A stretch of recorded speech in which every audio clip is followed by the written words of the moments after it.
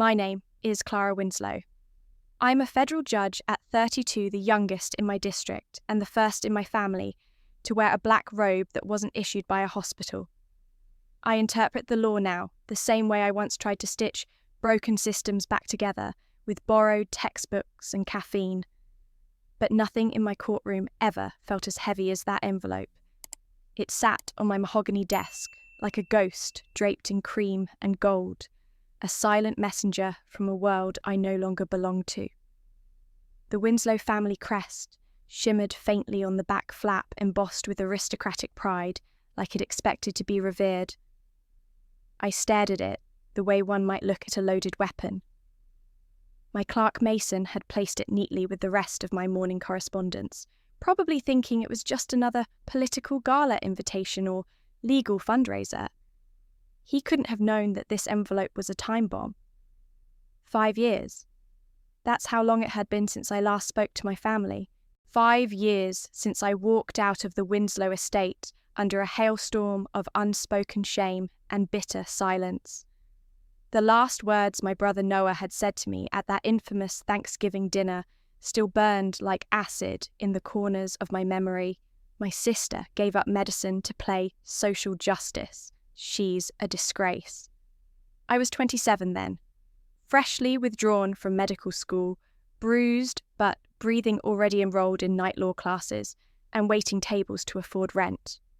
My father had gone cold that night. My mother had looked away. No one came after me.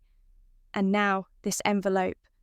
I turned it over slowly in my fingers, tracing the edges with more caution than curiosity. Against my better judgment, I broke the seal. Inside, the wedding invitation was just as pretentious as I imagined Navy script on heavy parchment announcing the union of Dr. Noah Winslow and Ms. Isabel Rhodes at the Winslow family estate. But tucked between the folds was a small, handwritten note. "Clara, please come. For you, for your grandfather." Mum. I felt my throat tighten. My grandfather, Walter Winslow, had been the only person in that family who ever made me feel like I wasn't broken for wanting something different. He died 2 years ago, long after I'd vanished from their lives, and the only reason I knew was because the local paper listed me in his obituary as estranged. I shoved the invitation back into the envelope and pushed it into my drawer. I had cases to prepare, hearings to preside over, and a reputation that didn't allow indulgence in family drama. But that night, as the courthouse emptied and silence settled in like snowfall, I pulled it out again. I poured a glass of bourbon, his drink of choice, and sat in the armchair near my window. The lights of the city blinked below like knowing eyes. I reread the note. "For your grandfather." By morning, I had RSVP'd yes. It wasn't forgiveness I sought. It wasn't even revenge. It was clarity. I needed them to see what I had become without their support, their approval, their money. I needed to stand in the same rooms that once pushed me out and not flinch. The day of the rehearsal dinner came faster than expected. The Winslow estate was dressed like a scene from a bridal magazine. Chandeliers in trees, white roses arched over every path, guests gliding in pastel silks. I wore forest green, sleek, understated, powerful, the kind of dress that said, "I don't need your spotlight, I bring my own." My mother met me at the side gate, her face a war between relief and anxiety. "You're here," she whispered, eyes wet. "I said I would be," I replied. Inside the garden, everything smelled of lavender and old money.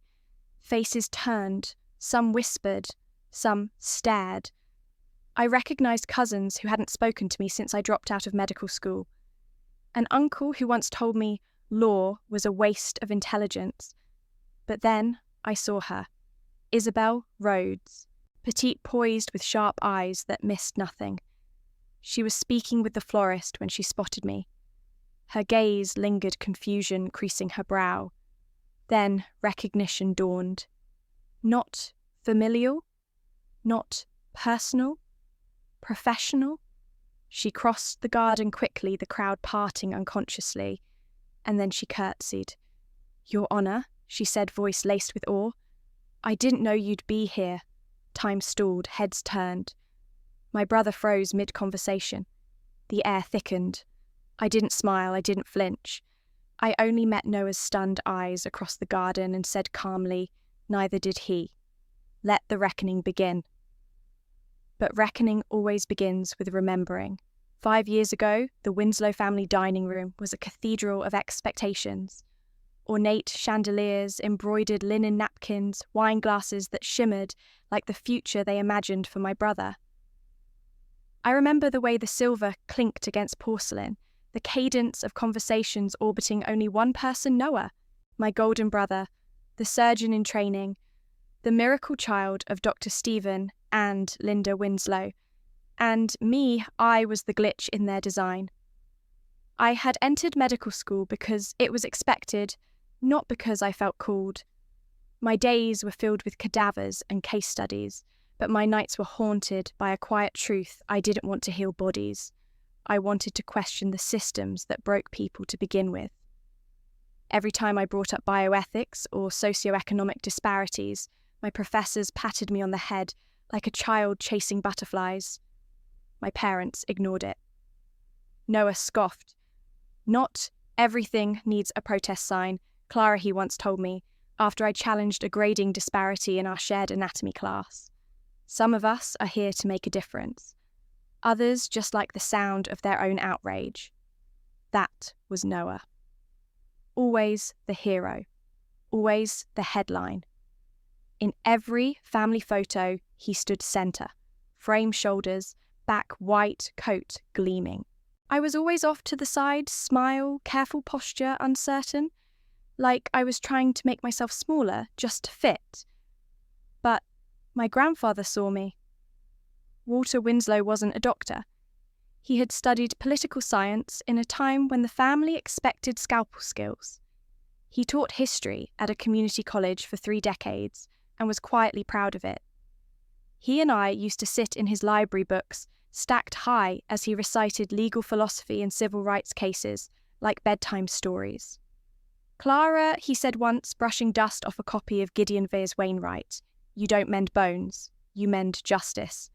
Don't let anyone tell you otherwise." When I withdrew from medical school, it was Walter who wrote the first check for my law books. It was Walter who showed up to my first moot court competition. It was Walter who handed me on my 26th birthday a brass compass inscribed with 6 simple words: "When you're lost, follow your truth." And then came Thanksgiving. I remember the smell of roasted sage and cranberry glaze, the dull buzz of Chardonnay loosening family tongues. Noah had just returned from a prestigious surgical residency interview. Everyone floated around him like planets to a star. I'd spent the morning wiping tables at a diner and grading mock trial briefs. I didn't tell anyone. I wasn't invited to speak. Until Noah stood with his glass, tapping it gently with a spoon. He smiled that smile, the one that had won over deans and donors alike. To family he began, and to legacy. I knew what was coming before he even said it. My sister gave up medicine to play social justice. She's a disgrace. There were gasps, soft, polite ones, a few stifled laughs, but mostly silence. My father didn't say a word. He adjusted his cufflink and sipped his wine. My mother looked at me, but said nothing, not even a shake of the head. I sat still, heart pounding in my throat. 1,000 comebacks rose, but I swallowed them all. Because what do you say when your family writes your eulogy while you're still sitting at the table? I stood, quietly, folded my napkin, walked to the door. Behind me, chairs scraped the floor. Conversation restarted and laughter picked up as if nothing had happened. No one followed, except my grandfather. I found out later he'd slipped out a few minutes after. Me sat in his study and wrote a letter I wouldn't receive until weeks later. Pride doesn't always roar, it said. Sometimes it walks away and waits to be seen. That was the last family dinner I ever attended. The last time I tried to belong in a house that had no room for questions, only obedience. Now, standing in that manicured garden, wearing a dress that screamed control and self-respect, I realised I hadn't come to reclaim a seat at the table. I'd come to burn the blueprint and build my own. And this time, no one was going to toast over my silence. But building your own life doesn't start with blueprints. It starts with breaking. The day I officially withdrew from medical school, I didn't feel free. I felt hollow. I remember walking out of the administration building with a blank sheet of paper in my hands and a 1,000-ton weight pressing on my chest. I had no plan, no income, no applause, just a single decision that no one in my family would understand. I moved into a shoebox apartment above a hardware store on the east side of town. It smelled of dust and hope. The ceiling was so slanted I could only stand up straight on one half of the room. My mattress rested directly on the wooden floor, and my desk was an old door propped up on bricks. My closet was a suitcase. I waited tables at a 24-hour diner, slinging hash browns and smiles for truckers and graveyard shift nurses. I worked through holidays, pulled doubles, walked home under frozen streetlights with aching feet and pockets full of tips in crumpled singles. I'd return home, peel off my apron microwave soup, and flip open a criminal law textbook. That was my rhythm. Exhaustion by day, resilience by night. I enrolled in a night law program with a partial scholarship and a mountain of doubt. My classmates were engineers, single parents, and veterans. They had stories like scars. I sat in the back, silent, convinced that I didn't belong, not because I wasn't smart enough, but because I'd spent my whole life being someone else's version of worthy. And yet, slowly, something shifted. In the shadows of that law school, I started to remember who I was before I became who they wanted. I volunteered at a legal aid clinic on weekends, mostly for housing cases, evictions, mold complaints, and unpaid wages. The people who came in weren't clients. They were survivors. They reminded me of the patients I once studied in casebooks, except no one was trying to fix what truly hurt them, the systems. The first time I helped a tenant keep her apartment, I cried in the supply closet for 10 minutes, not from joy, but from recognition. I finally felt useful. Not praised, not pedigreed, just useful. That became my drug choice. Every win reminded me that I didn't need my family's name or their approval. I was building something sturdier than legacy purpose. One rainy November evening, I came home soaked to the bone, my boots leaking and my fingers numb. There was a letter in my mailbox. The handwriting was unmistakable. Walter Winslow, my grandfather. I hadn't heard from him since Thanksgiving I left. My hand shook as I opened it. Clara, it read. I watched them let you walk away, and I stayed silent. That is my shame. But silence is not my legacy, and it is not yours. Inside, the envelope was a single brass key, worn smooth at the edges. The house on Maple Street, the note continued. It's yours now. A place where truth doesn't need permission. That same week, a package arrived. It was his pocket watch, the one he always carried. I remembered sitting on his knee as a child, asking him what it was for. To measure time, he said, and to respect it. Inside the lid, newly engraved were the words, "The time is yours now." I held it close to my heart, the ticking sound louder than any praise I'd ever craved. I knew then that I wasn't building my life alone. I was continuing his. The rest of the year unfolded like stitches in healing skin. Painful, but purposeful. I argued my first case in student court. I lost, badly. But my professor pulled me aside and said, "Clara, you don't argue like a lawyer. You argue like someone who bleeds justice. That's rarer." I smiled the whole walk home. That night, I stood in my tiny kitchen, heated soup bubbling on the stove, and whispered to myself, I'm not the family failure. I'm somewhat not a daughter, not a sister, just Clara. And for the first time in my life, that was more than enough. But enough is a fragile thing when your ambition is louder than your doubts. The following semester, I applied for an internship under Judge Lenora Banks, a formidable woman known for her sharp wit, no-nonsense rulings, and a courtroom presence that made even seasoned attorneys sit up straighter. She was also the first black woman to serve as a federal judge in our district, and a legend in every hallway conversation about real power and quiet revolutions. When she called me in for an interview, I wore my only blazer borrowed from a friend and tried to keep my hands from shaking. She sat behind a stack of legal briefs, her reading glasses perched low on her nose. "Winslow?" she said, eyes scanning my resume. "Any relation to Dr. Stephen Winslow? He's my father," I replied, bracing for the usual follow-up. "I see." She removed her glasses slowly. "And yet, you chose the law. Interesting." Then, she leaned forward, folding her hands. "Let me be clear, Ms. Winslow. I don't care where you came from. I care about where you're going and whether you'll bulldoze the road or build a better one. Don't make me regret this. I'm not hiring the name. I'm hiring the woman who walked away from it." Her words branded themselves on my ribs. I started the following Monday. The first few weeks were trial by fire. My assignments were dense, sometimes menial, summarizing precedent-checking citations, sitting through hours of hearings, taking notes no one might read. But I stayed late. I rewrote the drafts 3 times before submission. And slowly, I started to understand that the law wasn't about the grandeur. It was about the grit.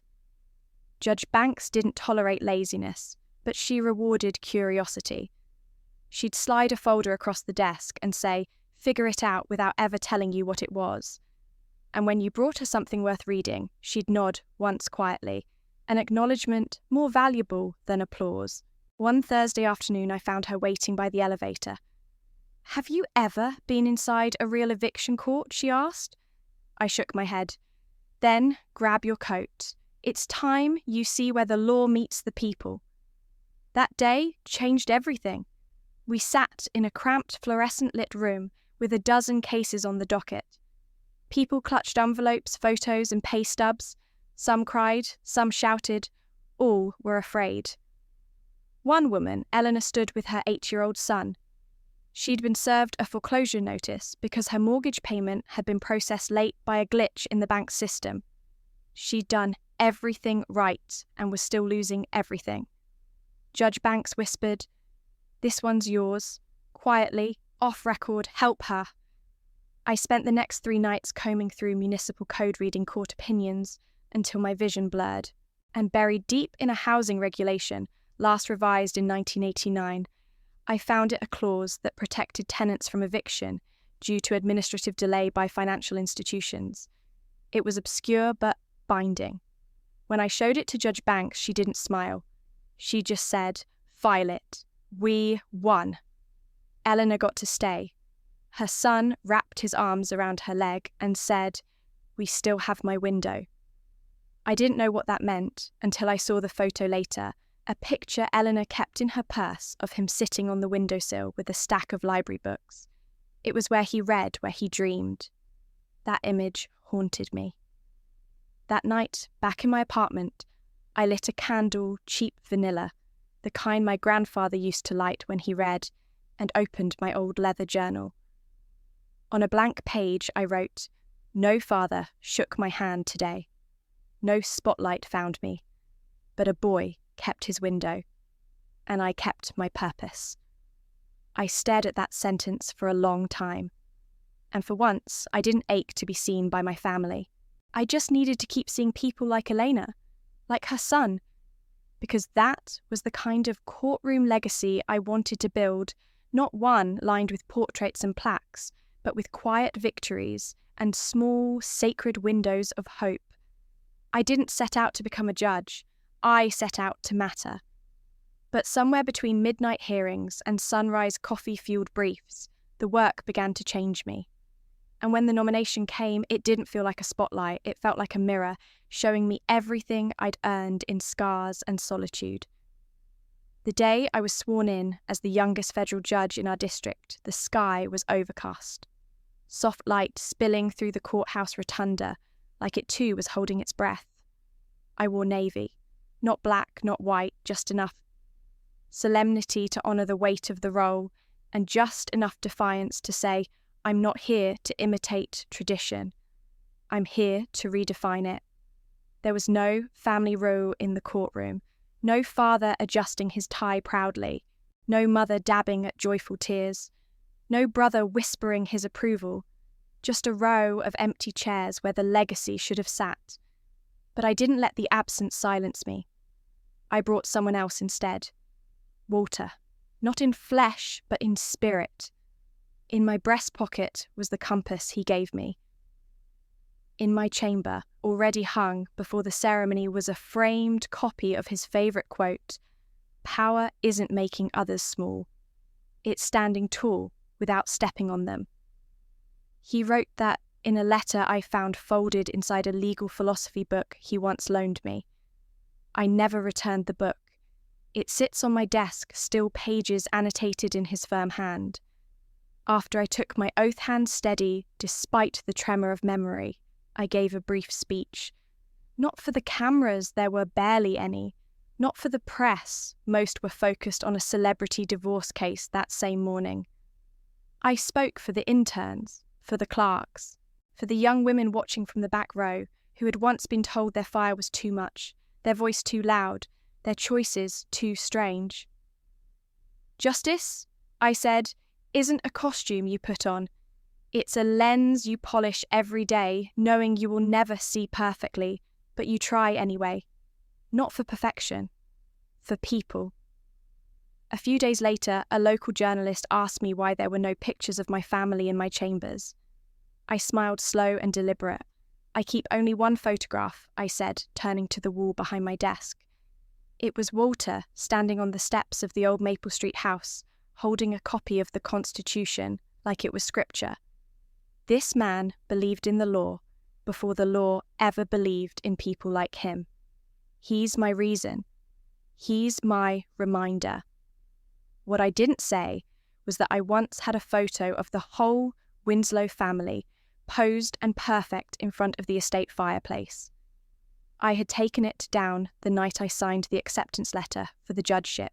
I'd slipped it into a drawer, face down. It wasn't rage, it was clarity. I no longer needed to be seen by them to be valid. I was no longer asking for a seat at their table. I had built my own bench.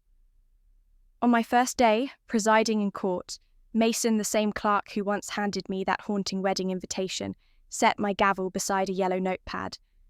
They said you'd never make it past bar exam nerves. He joked, his eyes warm. Now look at you. I nodded. But inside, I whispered to Walter, to every piece of me that had endured. Look at us. Later that week, I received a parcel in my mailroom, no return address. Inside, wrapped in tissue, was a brass plate engraved with the words, Judge Clara Winslow. Honour built, not inherited. No note, just that. But I knew. Someone had seen. Someone had understood. Maybe it was a former client. Maybe it was someone from law school. Maybe it was the universe itself choosing a moment to say, we see you. That night, I placed the plate in the drawer with Walter's compass, the old court briefs from my first housing victory, and the watch he gave me. Not as trophies, as reminders. That legacy isn't what you're born into. It's what you carve out when no one is watching. And I was carving mine with a steady hand. I walked through the empty courthouse halls that evening, the sound of my heels echoing like punctuation marks after a long sentence. The marble beneath me, the oak panels beside me, none of it had ever been built with a girl like me in mind. But I had arrived anyway. Not because I was invited, but because I refused to be erased. And somewhere in the silence, I swear I heard Walter's voice again, not in my ears, but in my spine. Stand tall, Clara, even if no one's clapping, especially then. So I did. A week later, I received a case file that looked routine on the surface, a landlord-tenant dispute involving a group of low-income tenants resisting eviction after their building was purchased by a private equity firm. These were the kinds of cases that rarely made headlines but carried the weight of real lives. The lead counsel representing the tenants was a woman named Isabel Rhodes. I remembered the name instantly, though my mind didn't connect the dots until I read her accompanying legal brief. It was sharp, unflinching, and grounded in case law that mirrored one of my early published opinions, the Westbrook ruling where I had sided with a disabled veteran unlawfully displaced by redevelopment plans. Her citations were meticulous, but it was the footnote that caught my breath. This court's opinion in Westbrook v. Varga, 412 F Sups 3D 918 DDC 2021, was instrumental in shaping the trajectory of this council's legal philosophy. I stared at that sentence for a long time. It wasn't admiration that lingered, it was the timing. I turned the page to the cover memo, scanned the signature. Isabel Rhodes. She was leading the tenants' legal team. The same Isabel Rhodes who was engaged to my brother Noah. The same Isabel who had curtsied and called me Your Honour without blinking. She didn't know. She had no idea who I was to him. To them. When the preliminary hearing began, I entered the courtroom in silence as always. My robe felt heavier that day, not from fabric, but from implication. Isabel stood at the plaintiff's table, flanked by two junior associates. Her hair was pulled back in a simple knot, her expression composed. When I took the bench, she rose with practiced grace and introduced herself to the court. Your Honour, my name is Isabel Rhodes, representing the plaintiffs in this matter. It is an honour to appear before you. Our eyes met for a fraction of a second. Nothing flickered. No recognition. Just respect. I proceeded with the hearing as I would any other. No favoritism, no coldness. Just law. But internally, I was a hurricane. I listened as she laid out her arguments, detailed, passionate, deeply researched. She wasn't performing. She was advocating. And I felt something unfamiliar, twist in my gut admiration that wasn't complicated by legacy. After the hearing, I returned to chambers and sat staring at the ceiling for a long time. Mason knocked, then peeked in. You good. That was a tough crowd today, I nodded, just thinking. He paused. Rhodes, she's good. Yes, I said quietly. She is. That night, I reread her brief again. And again, I looked up her background, public defender roots, then a fellowship at a tenants' rights organisation, then co-founder of a legal clinic for underrepresented families. Every step of her resume echoed purpose, not prestige. A week later, I ruled in favour of her motion to proceed to trial, citing procedural violations by the property developers and granting an injunction halting the evictions. The order was firm, fair, and fact-based. But when the news broke, local tenant unions began tweeting about the ruling with hashtags like Justice Winslow and Housing Rights Now. Isabel issued a short statement praising the decision, calling it a testament to jurisprudence rooted in humanity. She still didn't know, but the universe did. I walked past a newsstand 2 mornings later and saw her face on the cover of a local magazine, Rising Voices of Justice. The headline beneath her photo read, Meet the Lawyer, Inspired by Judge Winslow. I stopped in my tracks, coffee cooling in my hand. It was surreal. In another life, she might have been my sister-in-law. In this one, she was something stranger, someone I might have mentored, admired, even befriended, if not for the web of history between us. That evening, I received an unexpected email. From Isabel. Subject line, gratitude. She wrote, I know judges aren't supposed to be thanked, but I needed to say this. Your writing, your decisions, your clarity of voice. It's why I believed this profession could still hold integrity. Your Westbrook opinion changed my life. I don't know if you hear that enough. But thank you, Your Honour. Not as a lawyer, just as a woman trying to find her footing in a world that often erases us. I didn't reply. I couldn't. Not yet. But I printed the email and slid it into the same drawer that held Walter's letter, the compass, and the engraved plaque. Because there it was again proof that the path I chose, painful and lonely as it had been, was rippling outward, creating light in places I couldn't see. The next time I saw her was back in court. Isabel stepped up to the argument podium, her poise sharpened by resolve, her eyes clear with purpose. But when she looked up at me on the bench, something shifted in her expression, a flicker of realization, not of familiarity, but recognition of impact. "Wait, you wrote the Westbrook opinion?" she asked, her voice low, meant only for me. I met her eyes, nodded once. She exhaled, steadying herself. That ruling made me believe the law could still have a soul. I quoted it in 3 separate cases. I didn't know, I had no idea that was you. I held my expression in the neutral calm I'd perfected, but inside something soft uncoiled. In my mind, I whispered, "She doesn't know I'm Noah's sister. She doesn't see me through the lens of disgrace. To her, I'm the woman who helped her believe again. And maybe for today, that was enough." She turned back to her notes and the hearing proceeded.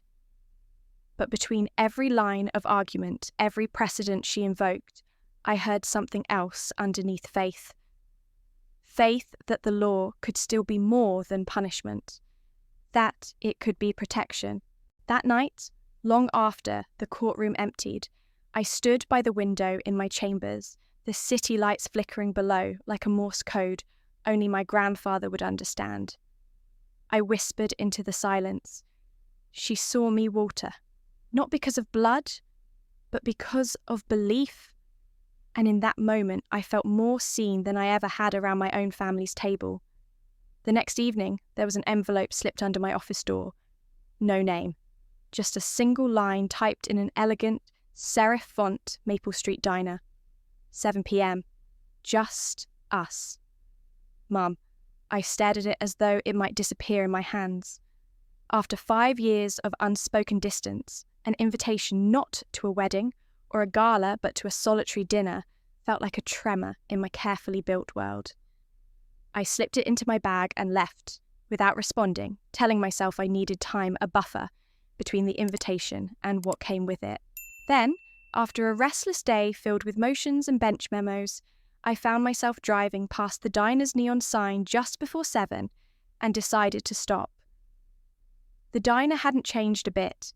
Chipped navy booths, a linoleum floor speckled with years of footprints, and the same jukebox in the corner, humming soft ballads.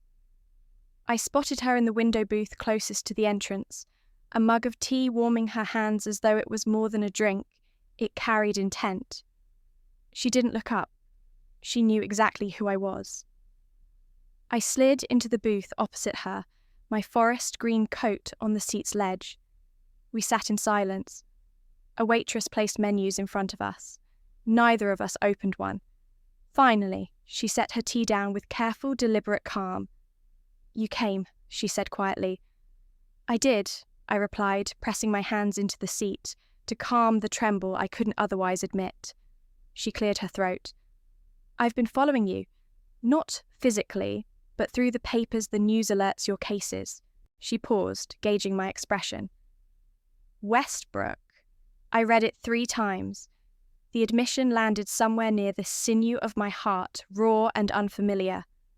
I nodded. Under the humming fluorescent lights, the distance between us felt measured in years. She leaned across the table and produced a small black velvet pouch. "After your grandfather's funeral, Noah took this," she said, voice tremulous. "He said it was his right firstborn. Didn't ask, just assumed." She slid it toward me. I pulled out the object within my grandfather's pocket watch, The brass piece I thought I'd buried deep along with the bitterness of his funeral. Under the lid, the familiar engraving. The time is yours now. My breath stuttered. He kept it, she whispered, unwound, ignored, still waiting for you. I pressed the watch into my palm, cold and alive all at once. Why now? My voice was neutral, but so was everything else anymore. She let a moment pass between us. I didn't fight for you, not that night, not after. I let you go because I thought you needed to find yourself away from us. But I was wrong. I watched you from a distance, hoping you'd still choose the Winslows when the fight got hard. But you never needed to. You taught me you didn't need us at all until now. The edges of emotion lapped at me. Grief for what had been lost, relief that it was no longer lost, and an aching recognition of the courage it took her to say those words. I touched the watch again. Thank you, I said softly. Not an apology accepted, not a peace offering, but a recognition of her choice. She nodded, relief released with a breath. We paid in silence, the bullet-pocked receipt between us.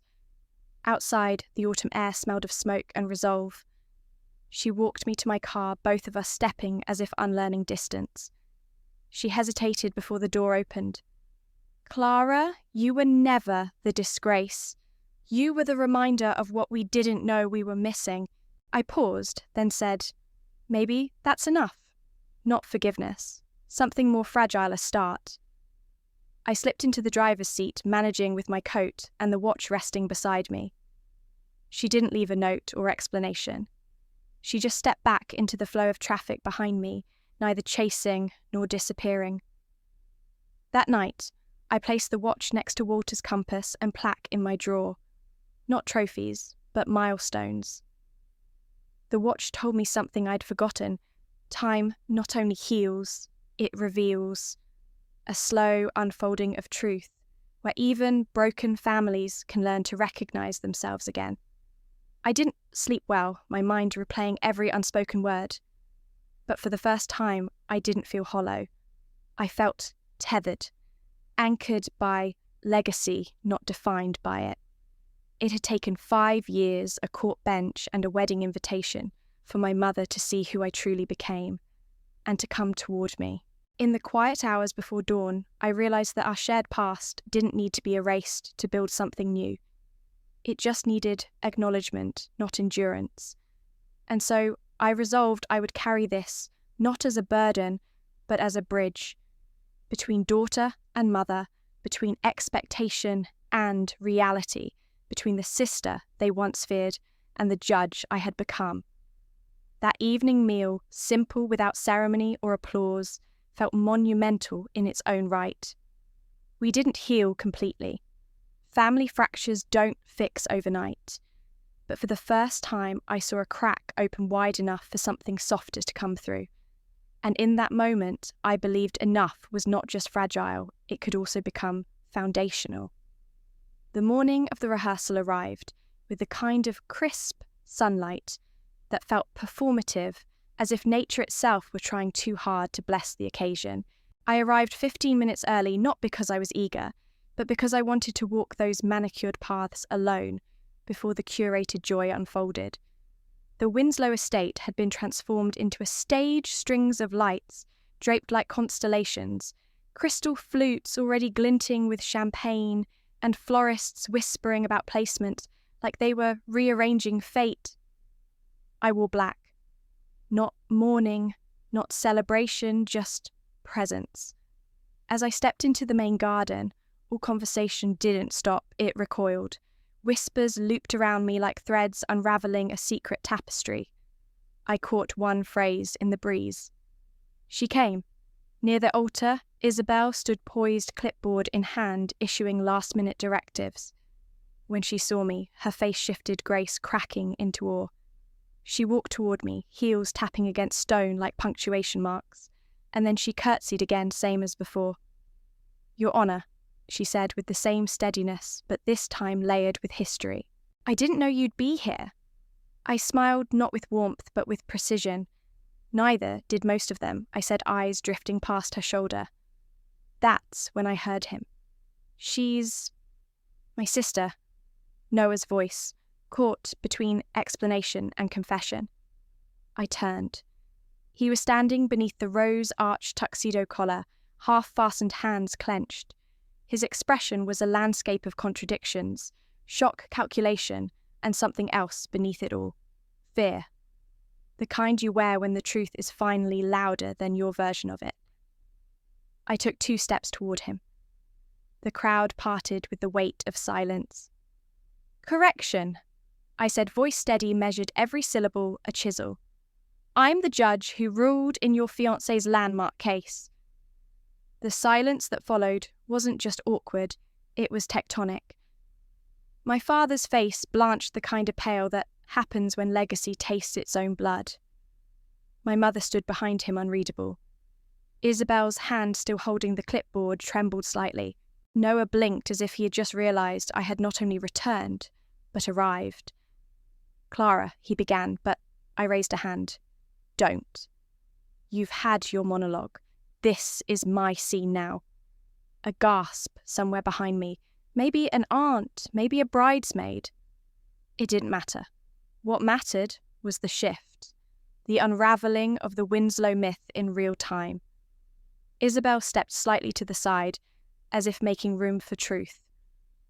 "You never told me she was your sister," she said quietly but firmly. Noah stammered, I didn't think it mattered." She left. She chose to leave. I turned to Isabel. "But I didn't leave the law. And you found me there, not in a dining room or a family tree." Her eyes held mine, and for the first time, I saw it respect that wasn't borrowed. It was earned. My father cleared his throat. "This isn't the place, Clara." I looked at him, the man who once couldn't even meet my eye when his son called me a disgrace. "Funny. That's exactly what you said at Thanksgiving, right before you let him humiliate me." My mother stepped forward, then quiet but present. "Please," she whispered, but I shook my head. "I'm not here to ruin anything. I'm here because you invited me. And because Isabel unknowingly summoned the one part of this family that you've always tried to erase integrity. The room, or rather the garden, didn't erupt. It held still, like breath before thunder." Then Isabel did something that neither side of the family could have predicted. She reached for my hand, just a simple gesture, a bridge. And in that second, every narrative they'd built collapsed, not with drama, but with clarity. Noah looked at us, her hand in mine, and for the first time in years, he seemed uncertain of his place, as if the version of history he had protected so fiercely had finally cracked beyond repair. I leaned in close enough for only him to hear. "Legacy isn't what you inherit, Noah. It's what you choose to protect. And you chose the wrong side." Then I turned hand still in Isabel's and walked out. I didn't need to stay. My presence had done the work. The cracks in the porcelain could no longer be unseen. And for once the Winslow name trembled, because its silence had finally met its reckoning. But reckoning, like truth, doesn't end with a confrontation. It lingers. It stains the air, the posture, the way someone shifts in their chair hours after the moment has passed. That night, I didn't sleep. I lay awake in my hotel room, the velvet curtains slightly parted to let the moonlight in like a slow confession. My phone buzzed once, a message from Mason. "You okay?" I didn't answer. I wasn't sure how to measure what I felt. Victory, number vindication maybe. But mostly, I felt the ache of something cracking open that had been sealed for too long. Not anger, but the weight of history lifting just enough to let breath through. The morning of the wedding arrived draped in a tense hush. I hadn't planned to attend, but my mother sent a quiet message through the front desk. "Come if you want. No one will stop you this time." I dressed in navy again, the same shade I wore the day I was sworn in. Not out of habit, but as a reminder I still belonged to myself. When I stepped into the cathedral-like space that housed the ceremony, all eyes flicked to me, and then away, like my presence was a mirror they hadn't prepared to see themselves in. I sat in the very back pew. No programs, no handshakes, just silence. When Isabel entered radiant in satin and poise, she didn't look at Noah. She looked straight ahead, and when her eyes briefly met mine, I saw something shift. Not fear, not guilt, but recognition. As if she now saw both versions of me, the woman who shaped her belief in the law and the sister-in-law she might have had. The ceremony dragged on like a theatre. The vows sounded memorized, and when Noah said I do, I wondered if he understood what he had actually promised to a woman who no longer existed in the shadow of his ambition. After the ceremony, I moved to leave. But I was intercepted at the stone archway by a man I didn't recognize. At first, broad-shouldered, mid-60s sharp suit. "Judge Winslow," he said. I nodded cautiously. He extended his hand. "Harold Bishop. I'm the CEO at Wakefield Medical, Stephen's boss." I blinked. "I didn't know he didn't invite me," he said, voice dry. "I invited myself when I heard you were on the guest list." My heart thudded. He leaned in, voice low. "I've followed your work since Westbrook. My granddaughter used your opinion in her undergrad thesis." I smiled, disarmed. "I appreciate that." "No," he said. "We appreciate you. The old guard in this town doesn't usually make room for reformers. But you didn't wait for permission, did you?" I shook my head. "Didn't have the luxury." "Good," he said, clapping me once on the shoulder. "And Stephen?" I asked. "He's been chasing my approval for decades," Bishop said, eyes narrowing toward the front steps, where my father stood stiff and watchful. "But today I only came to see one Winslow." Then, with a nod, he turned and left. I stood frozen, the words replaying in my head. I only came to see one Winslow? Behind me, footsteps approached. My father. He didn't speak right away, just stood beside me, silent as if rehearsing the impossible. "That man," he said finally, "has never addressed me like that. Maybe he didn't see you." I said, my tone neutral. "He saw me." My father turned to face me. His eyes were not wet but hollowed. "Do you hate me, Clara?" The question came not like a dagger but a tremor. I didn't answer right away. I think I said slowly, "You taught me that silence was safer than truth." And I spent 5 years unlearning that. He nodded. A long, bone-deep nod. "You've become something I don't recognize." "No," I said. "You just never looked long enough." A gust of wind stirred the hem of my coat. My father didn't try to touch me, didn't apologize. He simply said, "He called you Mom." "Excuse me, Bishop." When he passed me, he said, "Your daughter, the judge, Mom." Like he couldn't believe it. I felt the sting behind my ribs, not pain, but history rewriting itself in real time.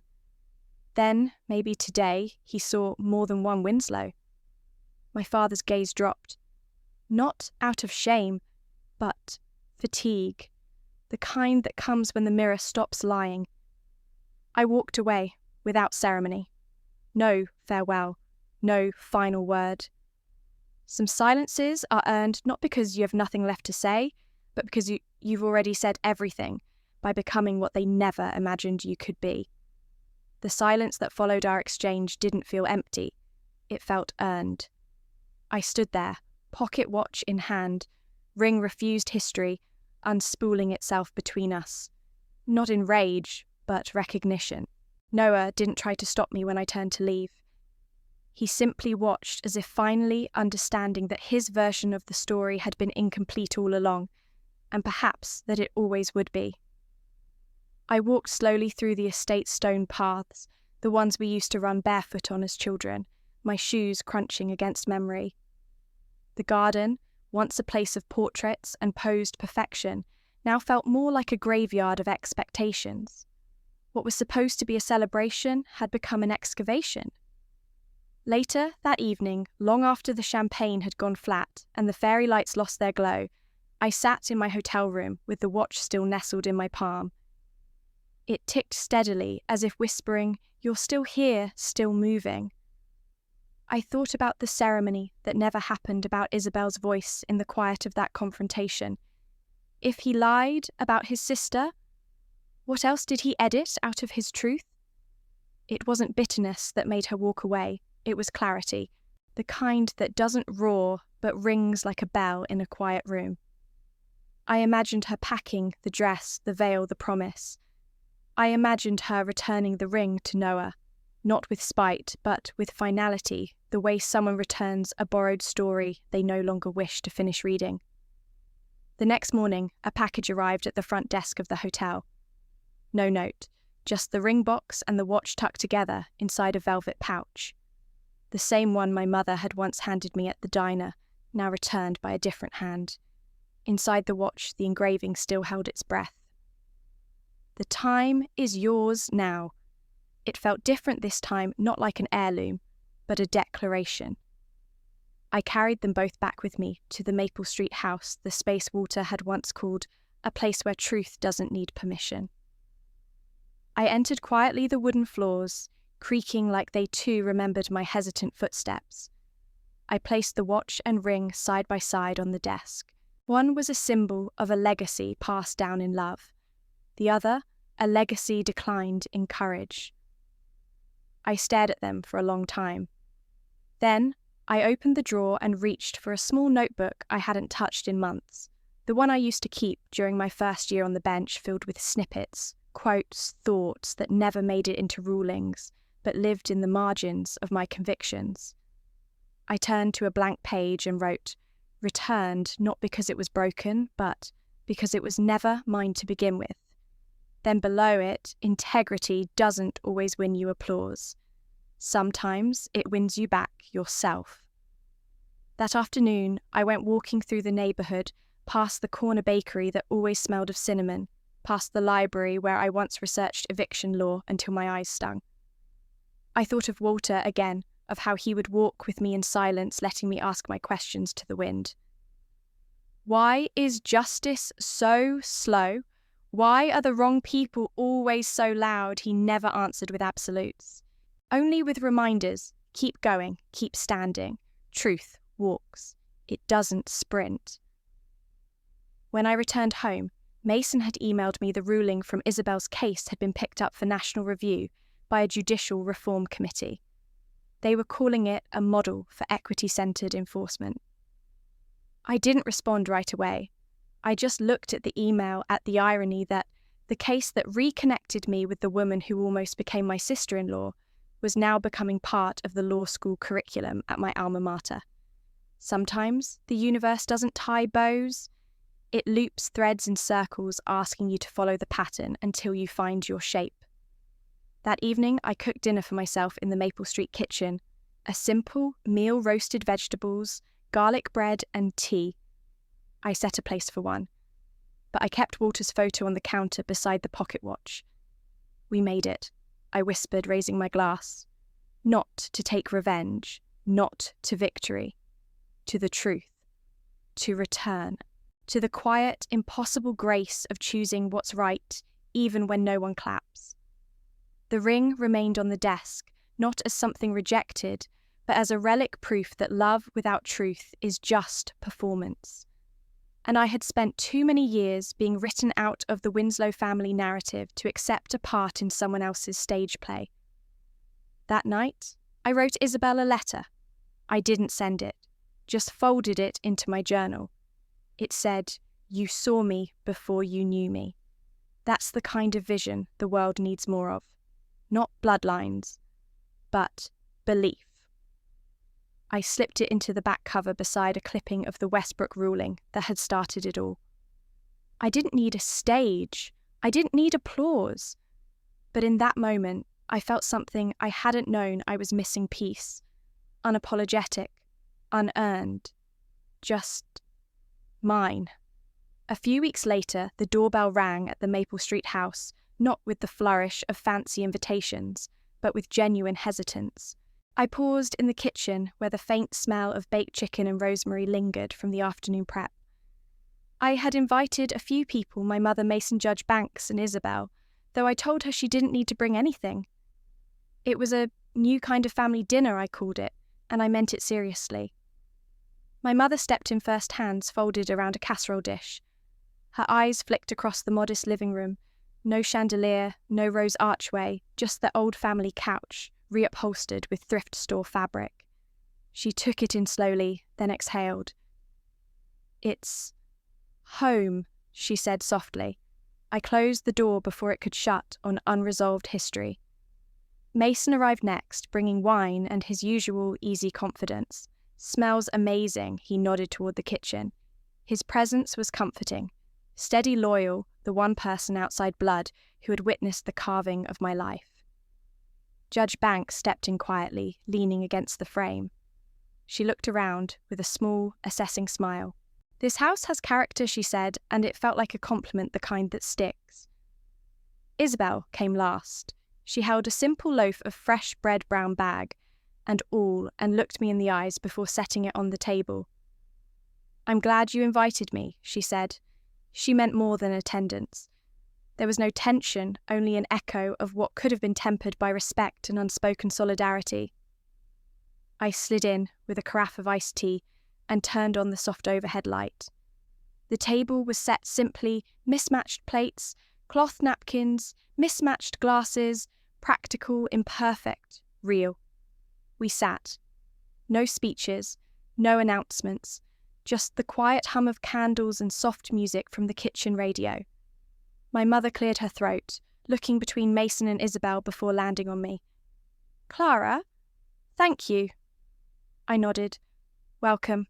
She shifted in her seat. "I've read the papers. Been to your hearings? They called you Mom." "They called you Judge Mum," said.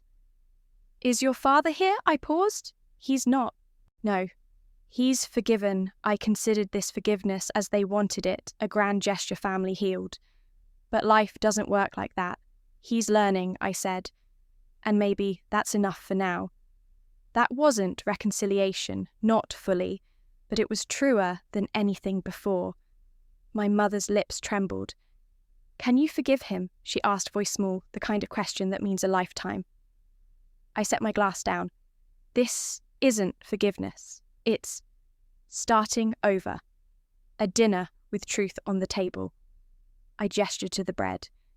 "This is what I mean." I tore slices and passed them, Mother, Mason, Judge, Banks, Isabel. Everyone took a piece. We moved to the food, simple roasted chicken, green beans, with garlic, mashed potatoes and salad. Classic comfort, but here it tasted different because there was no guise, no facade. Isabel caught my eye across the table and raised her glass. "To new traditions," she said quietly. "To new traditions," I echoed. There was a rhythm to the meal questions like, "How's the docket from Mason?" or "Your ruling on Eastmont changed my clinic's referrals from Judge Banks." My mother listened, waited for her moment. After a pause, she swallowed, looked at me. "I'm sorry I didn't fight for you. For us. I thought silence was easier." She looked away. "Can you ever start over?" I lifted the bread. "Start over isn't the same as going back. It's building from now on, this place, these people. It's honest, and honesty can be enough." My mother reached across the table, touched my hand, not pressing, just resting. I didn't pull away. I accepted it as if it were a small seed. We sat in silence a moment, letting the weight settle. Isabel dropped a glance to my hands, told me later. It felt like watching two worlds collide, not fully merge, but meeting on equal terms. Late in the meal, we laughed. I don't recall exactly at what, but something about Mason's story of courtroom blooper and Isabel's reaction set us free for a moment. It wasn't foolish, just soft, a reminder that humour beds into healing. After dinner, Judge Banks offered to help with the dishes. My mother declined. It was the first time she offered. I let her standing together at the sink plates clinking with a gentle finality. I realised that these plates didn't need to be perfect. They just needed to hold us. When she finished, she turned to me and said, "This is better than estate dinners." She smiled, small and tentative. I nodded, knowing it meant more than nostalgia could. We cleared the table, washed up, and ended up in the living room. Mason poured coffee. Isabel and Judge Banks exchanged goodbyes. My mother stayed. We sat in the same couch I'd hidden in years ago. She touched the edge of the pocket watch on the coffee table and looked at me. That timepiece. You kept it. There was no judgment, just wonder. I nodded. It's ours, not just mine. She looked at the watch, then at me. Then, maybe, we can be ours again. I nodded. No promise, just a willingness. Maybe that's enough. She rested her head on my shoulder, and I felt the bridge shift, something new forming on the old stones. It wasn't forgiveness in the grand sense. It wasn't an erasure of wounds. It wasn't even closure. It was continuity, the next sentence in a story that had stopped waiting. Now it had a beginning again, one defined not by what we lost, but by what we chose to carry forward. That night, I wrote in my journal, family isn't what's inherited. It's what's chosen, spoken, and rebuilt. And rebuilding doesn't need fancy halls or scripted lines. It needs plates that match only in purpose and hearts that match in readiness. Later, as I locked the front door, I glanced back at the empty porch. The house felt quieter than before, not hollow, but calm. I slipped the pocket watch into my coat pocket. Not for legacy's sake, but to mark the moment when I finally allowed myself to want something fragile and real again. And for the first time in a long time, I believed it could last. Not perfect, not grand, but true. A year passed in the quiet rhythm of cases and mornings, afternoons, and bench memos. Then came the day of my first federal trial, a case that would define more than legal precedent. It would shape the future I was building, rooted in integrity rather than inheritance. The courtroom lights were bright, the gallery respectfully hushed. I wore the same navy I wore at my swearing-in, a colour that whispered purpose rather than pomp. As I entered, I saw Isabel standing at the plaintiff's table. She wasn't introduced as anyone's fiancée or candidate for a family dynasty. Today, she was simply Isabel Rhodes, advocate, a voice restored. Our eyes met briefly across the polished wood. A nod, no speech, no subtext, just mutual acknowledgement. I took the bench. The gavel's weight was familiar, but no longer daunting. I began by reminding everyone, jury counsel, court staff, gallery, that this trial was not just about legal nuances, it was about lives. The case involved a father wrongfully separated from his daughter due to administrative failure, a reversal of my own early Westbrook and Eastman experiences. The stakes were human, and they mattered.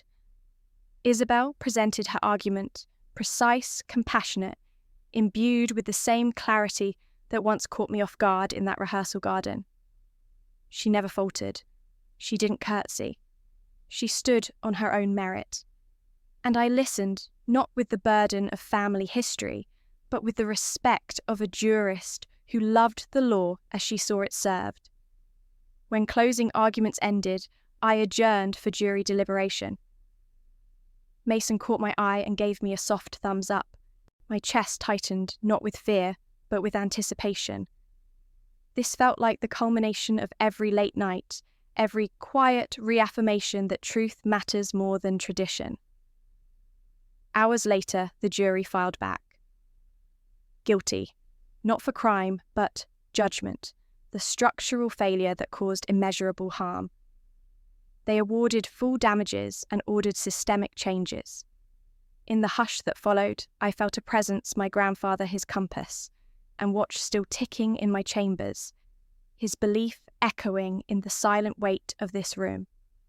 I announced the verdict and offered a short reflection on accountability, that institutions exist because they serve people, not the other way around.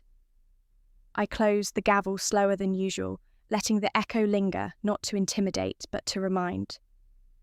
Afterward, as courtroom cleared, Isabel approached. "Your Honour, thank you," she said simply. No fanfare, just quiet respect. I nodded. "Thank you, Ms. Rhodes, for showing what advocacy can be." She smiled something like ease, and then left. No grand reunions, no public statements, just professionalism rooted in humanity. That evening, I drove out to the cemetery at dusk. The gravestone was weathered Walter Winslow educator, thinker, dreamer. I placed beside it a framed copy of today's ruling, the paper carefully folded, Clara Winslow, District Judge, United States District Court. Beneath it, I set the brass pocket watch its lid open to show the inscription, "The time is yours now." Kneeling, I whispered, "You were right, Grandpa, not about who they were, but about who I could become." The summer breeze rustled the grass like applause. No phantom echoes of the Winslow estate, just the night sky and the promise of new generations who might see justice as I did standing tall, without pushing down others. I stood, pocketed the watch, and in that final moment, I realised how far I'd come. I didn't prove them wrong. I proved you right. Some stories don't end with applause. They end with quiet mornings, steady footsteps, and the sound of your own voice finally believing itself. This wasn't a tale of revenge, it was a return. To the truth. To self. To the power of choosing integrity over inheritance. And if you've ever been called a disgrace, dismissed for choosing differently, or silenced at the table that raised you, I hope this story reminds you. You don't have to shout to be heard. You just have to stand. Drop your stories in the comments. I want to know, when did you decide to stop asking for a seat and build your own table?